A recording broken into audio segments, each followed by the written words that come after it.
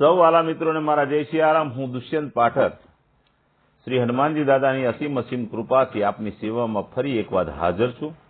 વાલા મિત્રો, આજના ઉપાયની અંદર તારીખ છે 26મી નવેમ્બર 2025 ને વાર છે બુધવાર। પંચાંગ કહે છે માગસર મહિનો ચાલી રહ્યો છે, શુક્લ પક્ષ ચાલી રહ્યો છે, શ્રવણ નક્ષત્ર, વૃદ્ધિ યોગ, મકર રાશિનો ચંદ્ર અને વૃશ્ચિક રાશિનો સૂર્ય છે।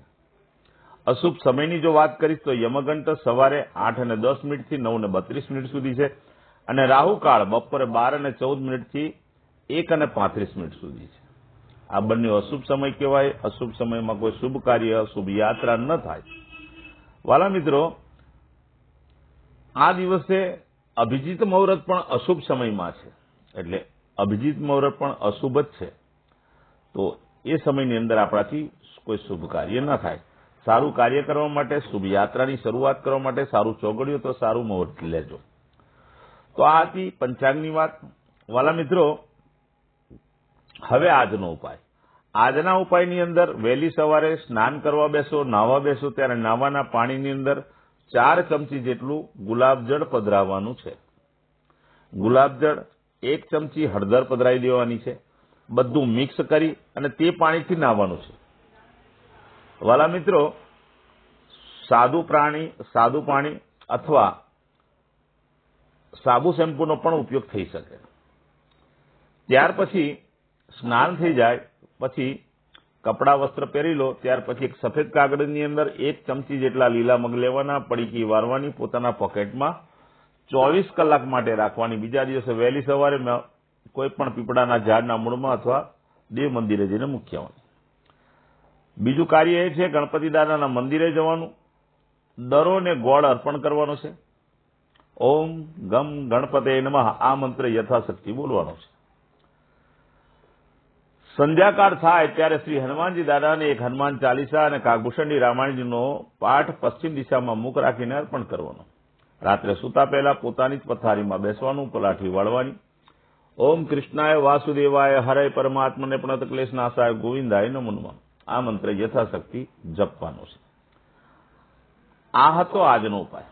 વાલા મિત્રો, જે મારા વાલા મિત્રોની જન્મ તારીખ અથવા જન્મ દિવસ 26મી નવેમ્બર 2025 ને બુધવારના દિવસે છે, એવા બધા જ મારા વાલા મિત્રોને મારા તરફથી જન્મદિવસની શુભકામના।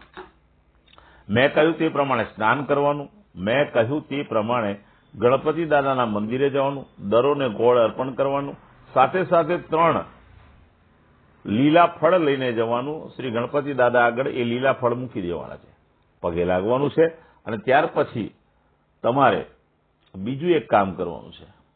જરૂરિયાતમંદ વ્યક્તિને અનાથ આશ્રમમાં, વૃદ્ધાશ્રમમાં અથવા કોઈ પણ બ્રાહ્મણને લીલા મગનું દાન કરવાનું। લીલા મગ અથવા મગની દાળ હોય તો પણ ચાલશે, પણ લીલા છાણાવાળી દાળ તમે આપી શકો। આગળ બીજી વાત એ કરીશ કે જેની મેરેજ એનિવર્સરી 26મી નવેમ્બર 2025 ને બુધવારે છે, તેવા વાલા મિત્રોએ સવારે સ્નાન કરવાનું છે। જે તમારા માતા પિતા હોય, વડીલ હોય, તેના ચરણ સ્પર્શ કરી આશીર્વાદ લેવાના છે અને સાથે સાથે કોઈ પણ વૃદ્ધાશ્રમમાં, કોઈ પણ અનાથ આશ્રમમાં, દેવ મંદિરે, બ્રાહ્મણને અથવા કોઈ પણ જરૂરિયાતમંદ વ્યક્તિને 3 વસ્તુનું દાન કરવાનું છે। એક તો લીલા મગ, બીજા ચોખા અને ઘી, આ 3 વસ્તુનું દાન કરજો।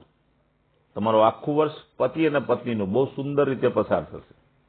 વાલા મિત્રો, 26મી નવેમ્બર 2025 ને બુધવારના દિવસનો વિશેષ પ્રયોગ એ છે કે તમે કોઈ પણ રાશિના હોય, પરંતુ જો ગાયને લીલું ઘાસ આપશો, ઘાસનું દાન કરશો અથવા જમાડશો તો ખૂબ પુણ્ય મળવાનું છે। તો કોઈ પણ રાશિના હોય, મારી વિનંતી, તમે ગાયને ઘાસ આપજો અથવા જમવાનું આપજો। વાલા મિત્રો, મારા બધા જ વિડીયો ઇન્સ્ટાગ્રામ પર હોય છે, ફેસબુક પર હોય છે, યુટ્યુબ પર હોય છે।